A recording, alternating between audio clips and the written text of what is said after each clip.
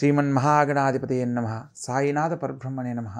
మనము ప్రతి ఒక్కరూ కూడా వారి వారి జీవితాలలో గొప్ప గొప్ప కార్యక్రమాలు చేయడానికి తలపడుతూ ఉంటారు. అటువంటి సందర్భంలో ఏ తిథిని మనం అనుసరించాలి అనేది మనం తెలుసుకోవాల్సిన విషయం. తిథి, వార, నక్షత్ర, యోగ కరణాలను మనం పంచాంగాల పేరుతో తిథేశ్చ శ్రేయమాప్నోతి అంటే తిథులను ఆధారం చేసుకొని మన యొక్క శ్రేయస్సును తెలుసుకోవడానికి అవకాశం ఉంటుంది. నక్షత్రాత్ హరతే పాపం, మన జాతకంలో ఉన్న దోషాలు పోగొట్టుకోవడానికి, హరతే పాపం అంటే పాపాన్ని తొలగించుకునేదానికి ఆ రోజు ఉన్న నక్షత్రాన్ని బట్టి మనం తెలుసుకునే అవకాశం ఉంటుంది. అదేవిధంగా మనం ఏ రోజును వారాన్ని బట్టి ఏ రోజు ఏ కార్యక్రమం వల్ల మనకు శుభ ఫలితాలు పొందుతూ వారాత్ ఆయుష్యవర్ధనం అంటారు. అంటే వారాన్ని బట్టి ఆయుష్ ప్రామాణికాన్ని మనం తెలుసుకునే అవకాశం ఉంటుంది.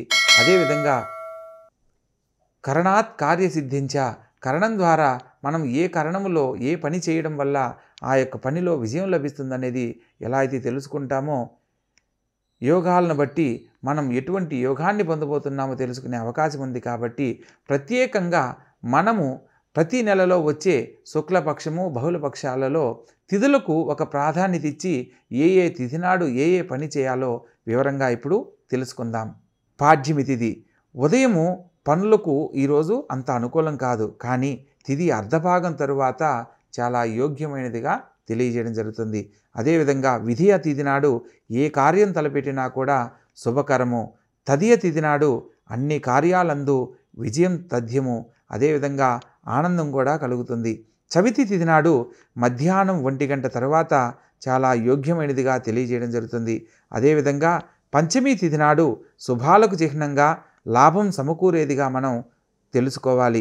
అదేవిధంగా షష్ఠీ తిథి నాడు రాత్రి సమయమున విశేషమైన ఫలితాలు కల్పించబడుతుంది. సప్తమి తిథి అన్ని కార్యాలకు జయం కల్పించబడుతుంది. అష్టమి తిథి అంత మంచిది కాదు అనేది మనం తెలుసుకోవాలి. అదేవిధంగా నవమి తిథి నాడు కూడా ఏ నూతన కార్యక్రమం మనం ప్రారంభించరాదు. దశమి తిథి అన్ని కార్యాలకు విజయాన్ని చేకూరుస్తుంది. ఏకాదశి తిథి నాడు అన్ని కార్యాల్లోనూ సద్విజయాన్ని పొందడానికి అవకాశం ఉంటుంది. అదేవిధంగా ద్వాదశి తిథి నాడు ప్రయాణాలకు ఆహారం తిని వెళ్ళినచో శుభప్రదము లాభదాయకమవుతుందనేది మనకు శాస్త్రం తెలియజేస్తుంది. అందులో త్రయోదశి తిథి నాడు అన్ని కార్యాలందు విజయాన్ని పొందడానికి అవకాశం ఉంటుంది. చతుర్దశి తిథి నాడు అంత యోగ్యము కాదు, మంచిది కాదని తెలుసుకోవాలి.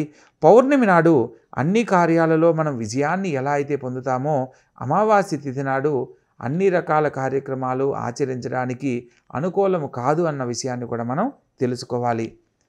ఇలా ఒక్కొక్క తిథిని తెలుసుకున్నారు కదా, వాటిని బట్టి మీరు మీ భవిష్యత్తుకు సంబంధించిన కార్యాలను ప్రారంభించి సకాలంలో గొప్ప జీవితాన్ని పొందాలని కోరుకుంటూ సర్వేజన సుఖినో భవంతు, సమస్త సన్మంగళాని భవంతు, శుభం భూయాత్.